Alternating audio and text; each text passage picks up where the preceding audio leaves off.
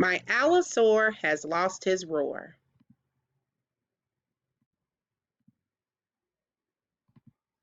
My Allosaur has lost his roar. He's been like this all week. He stamps, he stomps, he chews and chomps, then roars a tiny squeak. My Allosaur has lost his roar. It's getting worse and worse. We went to see the doctor squeak, but he hid behind the nurse. Help! A dinosaur!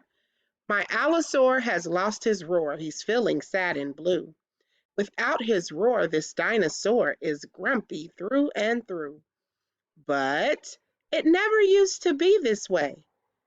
He used to roar all night and day. He'd roar at stones, he'd roar at sticks, he'd roar when he did magic tricks. Abracadabra! It was the thing he did the best. He never seemed to take a rest. Roar, roar, roar. But then one day there was a change. He sounded odd, he sounded strange.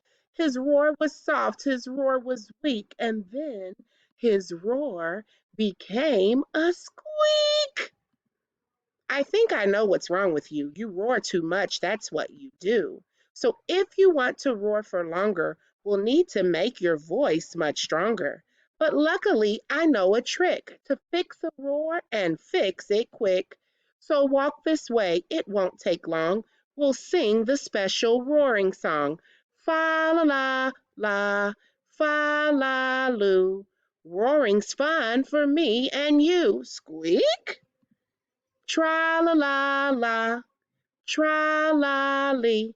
Can you roar along with me? Squeak! Don't give up. Try and try. Get your roar back. Don't be shy. Grrr. One last time. You can do it. Roar once more. There's nothing to it. Roar! My Allosaur has found his roar. His troubles have been banished. But the only problem now is my brontosaur has vanished.